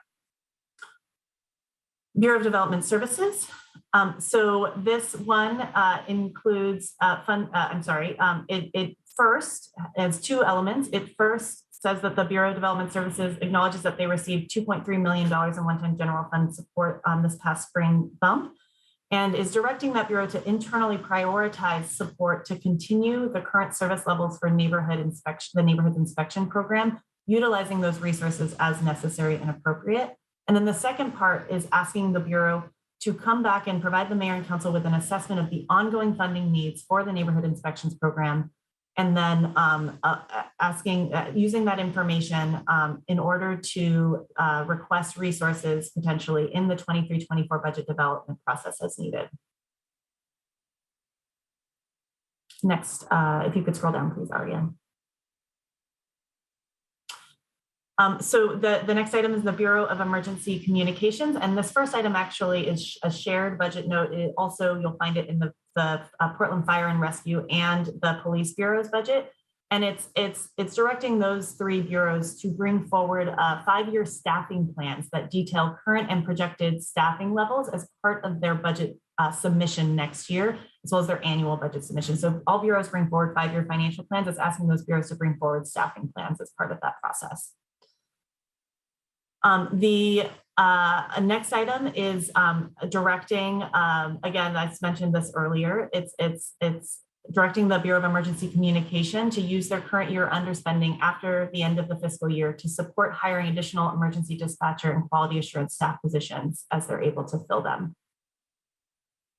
And then it's also directing the Bureau it says that the Bureau may keep that underspending in the fall bump, and that the Bureau should work with the Budget Office to budget the underspending in the newly created Emergency Communications Training Pipeline Subfund. Next item within the Bureau of Emergency Management directs the Bureau of Emergency Management to develop and share with Council a new organizational plan that will clearly delineate the Bureau's mission and lines of business for support in city emergency planning and reliance efforts. The next item is in the Office of Equity and Human Rights. And this, it references the funding for the ADA Title II and Title VI compliance in the budget, and asks that, let's see, I'm sorry, memorize this.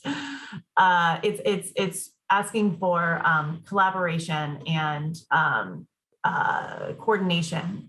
Let's see, can you scroll down, please, Aria? Thank you. Okay, yeah, it's making sure that those resources are being used to lead a coordinating role for the future, and includes an assessment for recommended citywide structure to ensure that enterprise-wide ADA Title II and Civil Rights Title VI, that we are compliant with those rules. Yes, Commissioner Maps. So does this type, earlier today, we talked about an outside consulting contract for ADA stuff. Do these two things meet here? Or are those two separate conversations? They're separate. They're certainly related because they both deal with a disability equity. But this is really the Office of Equity and Human Rights. That the Bureau of Emergency Management is focused on disaster response and emergency preparedness and response. Yeah. Office of Equity and Human Rights is actually focused on all city bureaus and the way in which we internally plan for and respond to these two federal titles. I get it. I was a little bit lost. Thank you. Mm-hmm. The next several are related to Office of Management and Finance. The first is directing the Office of Management and Finance to work with the Budget Office as well as customer bureaus to propose changes to our comprehensive financial management procedures related to basically our internal rates and charges. So making sure that our internal rates and charges, our methodology is sound, and that we have ways to address customer concerns around those rates and those methodologies. The next item was in Bureau of Revenue and Financial Services. This is the one that we've already discussed. You'll see the same budget notes show up under every bureau that has a role to play. This was the one related to the parks operating levy and the accounting structure. The next item is within the Facilities Bureau. It's discussing the City Fleet Kirby Garage, acknowledging that that is a high needs urgent project, and directing the Bureau. It is not funded as requested in the current budget process, but acknowledges that it is a high priority and is directing the Bureau to come back and to develop a financing plan that has customer buy-in and will be able to implement along a short timeline. If you could scroll down, please, Aria. The next item is within, it's specifying that the impact reduction program has funding in its facilities fund to support the continuation of hygiene services and asking them to be sure to direct the funding towards the continuation of hygiene services, which was part of an ARPA proposal. So those services should continue to be funded, but through resources that are within the facilities fund. The next few are within the Bureau of Technology Services. The first one is related to business intelligence data visualization work. There is funding on a one-time basis to start an enterprise-wide business intelligence and data visualization software system. This is directing the Technology Services Bureau to be able to convert that to ongoing in the future through their rates. The next item is also related to rate structure, ensuring that the methodology for the audiovisual services is robust and equitable and fair. The next item related to Portland Police Bureau is the one that we talked about briefly, related to the positions, the funding for the officer positions that are being realigned to add civilian positions. This is directing the Police Bureau to come back and request ongoing resources to restore funding for those 43 vacant officer positions when they reach a certain level of unfilled vacancies. So in this budget note, it's when they reach 40 unfilled funded vacancies, that's when the Bureau should come back and request ongoing resources to restore funding for these additional 43 positions.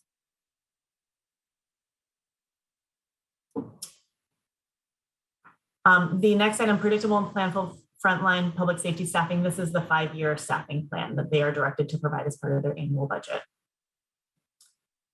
Portland Fire and Rescues, Portland Street Response. This is a request or a direction that the Portland Street Response come back and continue to provide information around program goals and achievements at 6 months, 12 months, and 18 months following the citywide 24/7 expansion. And also directing that program to utilize a data system that's compatible with the Homeless Management Information System with HMIS for client level and service data.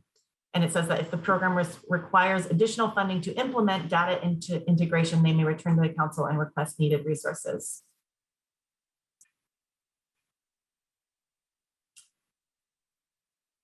The next item is directing that, so there is funding for an ongoing position, a wildland fire coordinator. This is directing that they develop a deployable plan for action in the event of a wildland fire by next spring, and pre-develop emergency declarations based upon potential emergency wildfire scenarios. Next page, please. This item at the top is the same 5-year staffing plan requirement for the Fire Bureau. Within the Bureau of Planning and Sustainability, there is a direction that the Bureau of Planning and Sustainability for the residential infill project they provide annual reporting and evaluation on the impact of these changes and what the impact has been on the availability and the cost of housing, and specifically as possible information on the impact of naturally occurring affordable housing. So trying to asking them to provide sort of a report on the impact that residential infill is having on affordable housing. Within Portland Parks, we've discussed this one already. Prosper Portland, this is a budget note that has occurred in the past. It's just acknowledging that Old Town Community Association, the support for the Old Town Community Association position is one time in nature. It has been one time in nature, and this is the last time it will be one time in nature. And then requesting that the Old Town Community Association report back on their progress and their activities over the past few years. Next slide, please. Scroll down, thank you. Cannabis project coordination, this is a budget note that again is asking to make sure that Civic Life and Prosper are coordinated. And then finally, the last item is in special appropriations and related to the Joint Office of Homeless Services, and acknowledges that the city is funding the $8.3 million as requested for the motel shelter strategy. But it is asking that the Joint Office provide information before those funds are released. It's specifically asking that the mayor and council receive a reconciliation of the fiscal year 21-22 allocated resources towards sheltering efforts, including both city and non-city resources that have been budgeted and expended at the end of the fiscal year, and includes an information on underspending of both the city and non-city funds, and then also asking the Joint Office to provide detailed information on what the $8.3 million will support over the next 2 years. Yes, Commissioner Maps. What happens if the Joint Office doesn't provide the data? So this doesn't allow special appropriations to release the funds to them until they do. Okay, I believe the last time we had I think we had a work session with the Joint Office relatively recently, and I believe the mayor asked for some data around the cost of various housing options. I was interested in that too, and at least the last time I checked, we still haven't received that data, and it's a month or two ago. So thank you. Yeah, Commissioner Maps, if I could jump in on that. So my team did have follow-up discussions.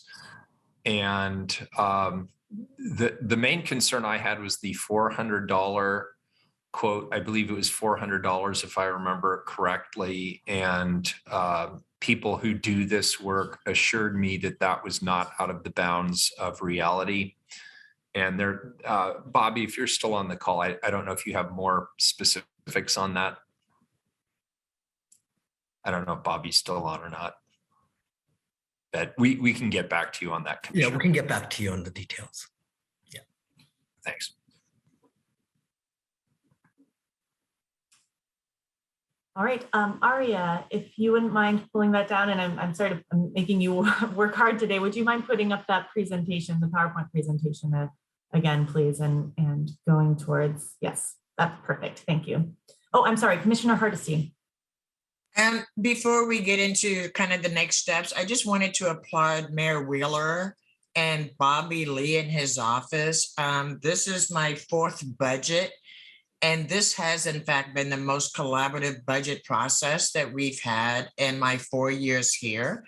And it clearly reflects that both Mayor Wheeler and Bobby Lee really listen intently about what the priorities were of the other city council members. And so even though, as always, I asked a lot of questions, I just wanted to take a moment to really appreciate Mayor Wheeler and this true collaborative process that we've enjoyed with this budget. I will keep asking questions, but I did not want to miss the opportunity to say thank you and to thank Bobby Lee for really leaning into this budget in a way that I think will give us the very best product that we could possibly have. So thank you. Thank you, Commissioner. That's very thoughtful of you. And I'll make sure that my whole team hears your thanks. There were a lot of people on this team who worked really, really hard. Sarah, our Deputy Chief of Staff, and a number of other people did a lot of the legwork with Director Kennard and all of your bureau directors and their leadership teams as well. So there was a lot of work that went into this, and I really appreciate your saying so. Thank you. Mayor, I just wanted to echo Commissioner Hardesty's thoughts. I know I mentioned that in our meeting on Friday. And I just think all of us, Commissioner Rubio, Commissioner Maps, can we all agree that this has been a great collaborative process, and we really appreciate the mayor's leadership. So the city can see that we as a team were collaborating in this journey to come to this place where we are today. So thumbs up, everybody. Yeah. All right. Thanks, Dan, and everybody's staffs worked really hard on this. I mean, we spent a lot of time on this with all of your staffs as well. Everybody here in City Hall put a lot of blood, sweat, and tears into this. So thanks everybody for the collaborative effort.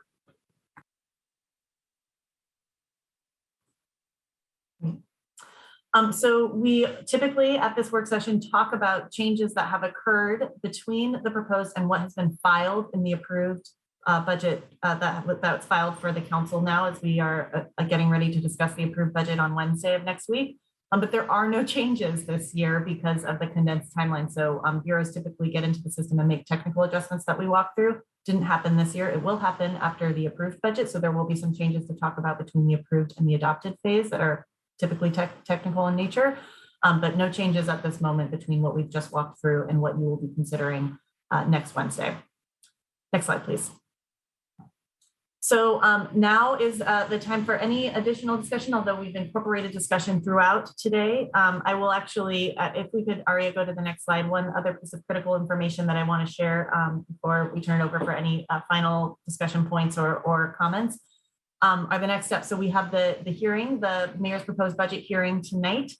Next week on May 11th, we will have the approved budget. So I have heard from various council offices that they really appreciate having a little bit more time to see amendments than the day before. And so I would request that amendments come to me in my office by Monday, the end of the day Monday, so that we can ensure that they are all part of the clerk's Tuesday memo, and that council officers at least have a full day to sort of digest and understand what any amendments would be.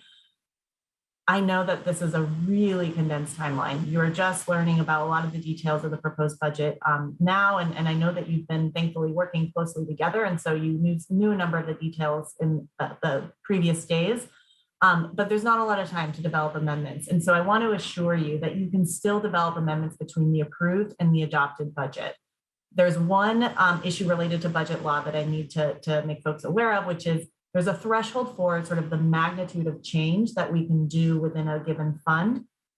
So you can't increase a fund by more than 10% between the approved and the adopted. That doesn't come into play with the general fund right now. That only comes into play if you want to increase, say, the Bureau of Transportation's budget by more than 10% or the Development Services budget by more than 10%. So any large things like that, we'll want to be sure we get in for the approved. But if there's other things that you're thinking about that you just don't feel like you have time to develop before Monday, for most of those things, you'll have more time and you can propose amendments as part of the adopted. So if you have any questions about any of that, I encourage you to reach out to me and my staff, and we can help counsel you about the best time to bring your amendments forward. So yes, Commissioner Hardesty. Excuse me, Director Kennard, is that also the federal dollars as well that the mayor is bringing as a separate amendment to which hearing? To the 11th? Yes. So what we have done is we've actually already budgeted those funds. We just haven't allocated them. So that's the key, is that the money's in the budget. It's just not allocated. So we're not going to increase the size of the budget. That's where you hit that threshold issue. And yes, what the mayor is bringing forward will allocate those resources, but they are actually in the budget. They're just not allocated to specific things. And so we're not going to run into that issue. The only way we run into that issue is if there was a physical increase in the amount of resources in a given fund. And my assistant director just reminded me that ARPA actually is allocated. What's not allocated are the additional general fund resources. Yes. And Director, to add to Commissioner Hardesty's comment, the descriptions are part of the package. They have already been filed.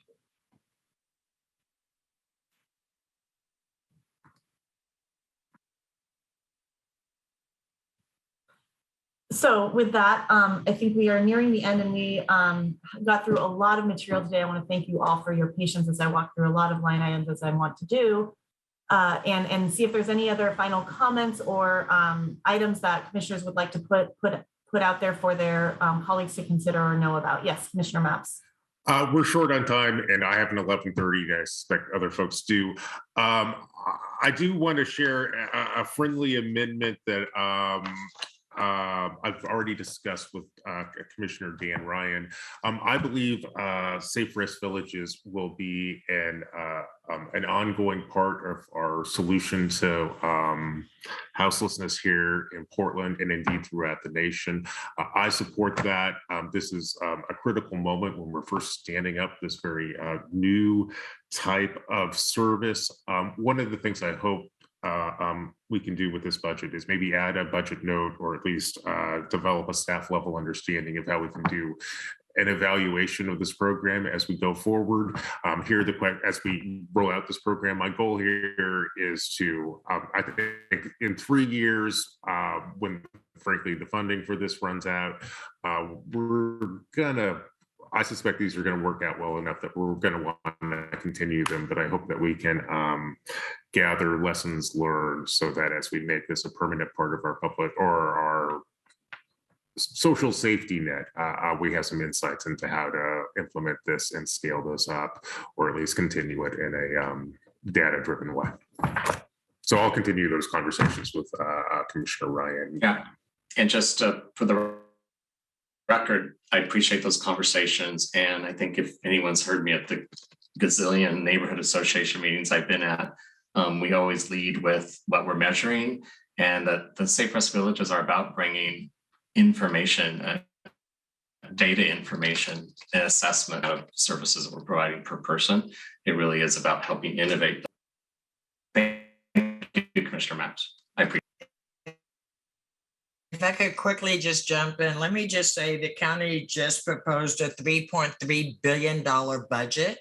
And again, the city does not provide social service supports. So I would not want us to make anything permanent until Commissioner Ryan has the ability to renegotiate the IGA so that we're really clear about how the city is supporting our recovery, as how the county is investing in that recovery since they are the social service and mental health entity, and then how the state is actually investing as well. So I don't anticipate us making any permanent decisions until there's a new intergovernmental agreement that we can hold each other accountable to. Thank you. And we are at time, so I'm going to turn it to Mayor Wheeler, who will need to continue the meeting. All right, good. Thank you, everybody. This is a great discussion. Who knew new budgets could be so exciting. This meeting of the Budget Committee is continued to this evening, Thursday, May 5th at 6:30 p.m., where public testimony will be received on the proposed budget. Public comment and testimony may be submitted through an online intake form or for participants registered in advance of the Budget Committee meeting. Thank you all. And with that, we are adjourned. Recording stopped.